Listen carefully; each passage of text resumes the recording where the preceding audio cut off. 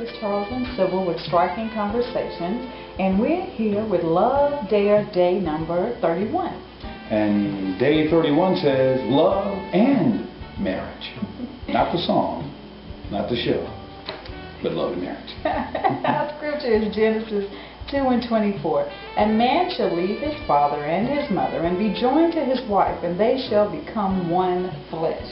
One flesh. And you know, we've got a whole teaching on one flesh that we're going to do another video series on. But it says, this verse is God's original blueprint for how marriage is supposed to work. It involves a tearing away and a knitting together. It reconfigures existing relationships while establishing a brand new one. Marriage truly changes everything. And oftentimes, I don't know if other people are ready for the change that your marriage will have on their relationship.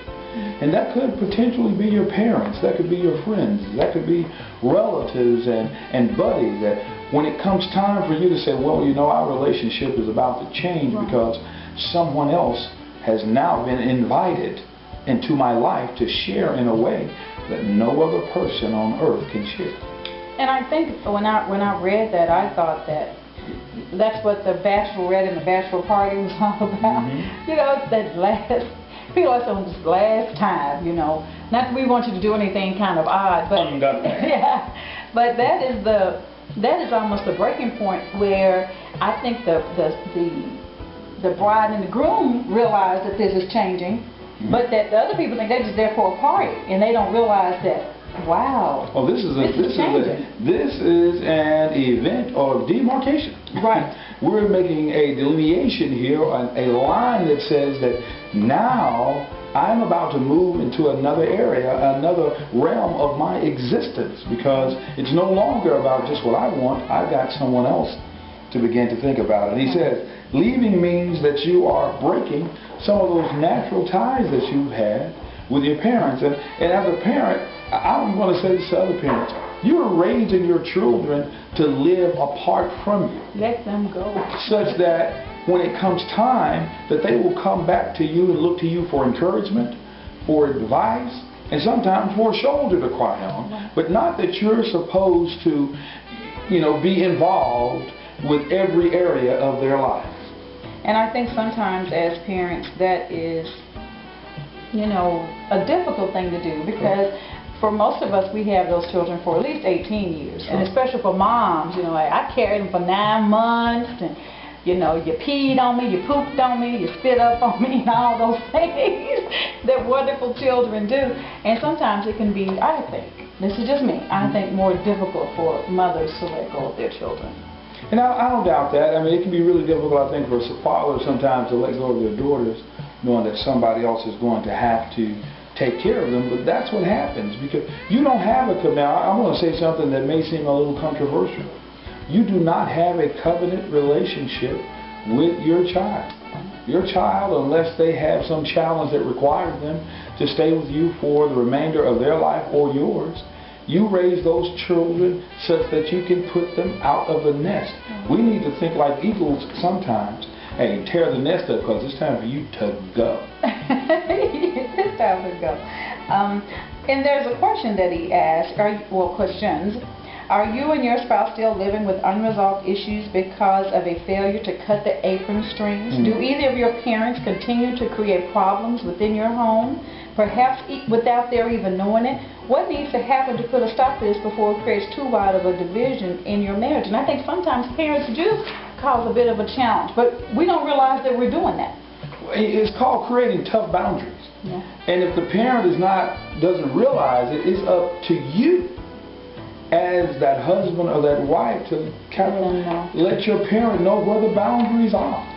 And if you got to choose, believe it or not, you got to choose your spouse. And I hope that should not come to pass, but every now and then in relationships, that thing will come about. Yes.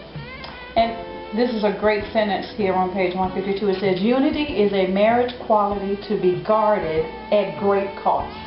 At great cost. And it's not going to always be a cost that you may get over or that other people may get over. But you have to realize that you're married to that one person. Now, you married into a family. but you did not marry the family. And it says, only in oneness can you become all that God means for you to be. And I added this, as a married couple. Yeah. Only in that oneness. And that oneness doesn't mean the two-ness or the three-ness with all those other folks who might try to put their 4 and 5 cents in. Yeah. But he makes a great point here. The purpose of leaving is not to abandon all contact with the past. That's correct. But rather to preserve the unique oneness that marriage is designed to capture. The only way you're going to be one is if, you know, your husband is the person that you lean on most. Absolutely. And it's about creating boundaries. Right. If anybody gives you the feeling that creating boundaries means that you are now excommunicating them from your life, then there's another challenge there. You know, I expect that when our children grow up that we've got boundaries. And if you ask me the question, I'll tell you. If you don't ask me, unless I see that you're doing something that might just send you straight to hell, then I'm just going to have to let you hang by yourself until you figure it out. He talks about, because, you know, they talk about leaving and then cleaving. Cleaving carries the idea of catching someone by pursuit. Clinging to them is your new rock of refuge and safety. This man is now the spiritual leader of your new home, tasked with the responsibility of loving you just as Christ also loved the church and gave himself up for her.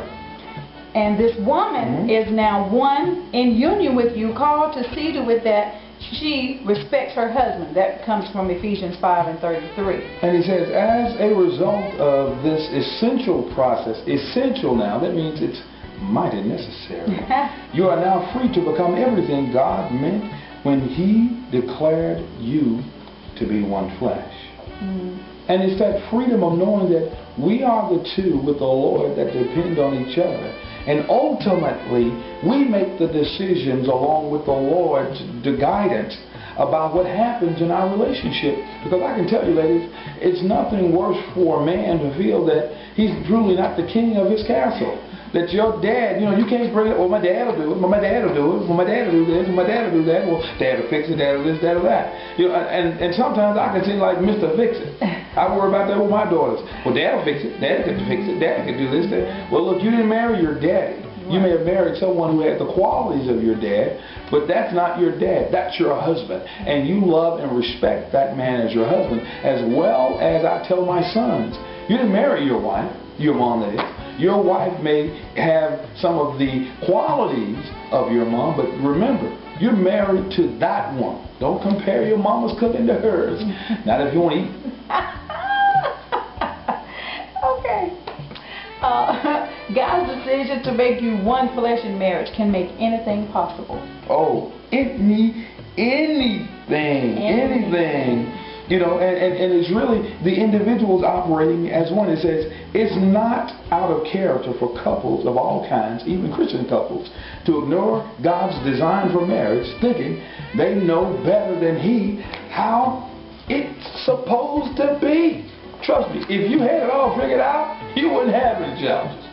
By the very fact that you have some challenges that you may not have been able to work through, tells you one thing. You may not have it figured out just yet. Yeah. And it says that Genesis 2 and 24 made it sound nice and noble when it was wrapped around the sharing of vows at the wedding. But as a fundamental principle to be put into place and practice as a living fact, it's sometimes difficult to do. Oh, it's hard, extremely hard, when the pursuit of oneness is basically one-sided. And in your relationships, that can happen. Either one person may be growing a little faster than the other. One person wants to grow faster, and one person thinks, hey, I'm okay right where I am. Or one person may be pulling back from the relationship, or whatever the case may be. And here's again where the love of the Lord can come in and help bridge those challenges, because sometimes that's what we need. We need a bridge that allows us to cross the challenges that we can't cross by ourselves. And when you're seeking to be one and the other seems to be being negative, it can be tough. And he says that you don't have to go looking for that one flesh design. It's already there. It says, but if you'll continue to keep a passion for oneness, and you'll keep that at the forefront in your mind and heart, your relationship over time will begin to reflect the inescapable one flesh design that is imprinted on your marriage's DNA. Right. And today's dare is there a leaving issue you haven't been brave enough to conquer yet? Confess it to your spouse today and resolve to make it right. The oneness of your marriage is dependent upon it. Follow this with a commitment to your spouse and go to God to make your marriage the top priority over every other human relationship. And just remember, he said leaving and cleaving. Boy, that's the dare that we have to walk in today. So hey, keep on cleaving. Because it's a good thing. Alright, now just come on and catch us out on strikingconversations.com. Get online, register. Go ahead, catch us on Facebook.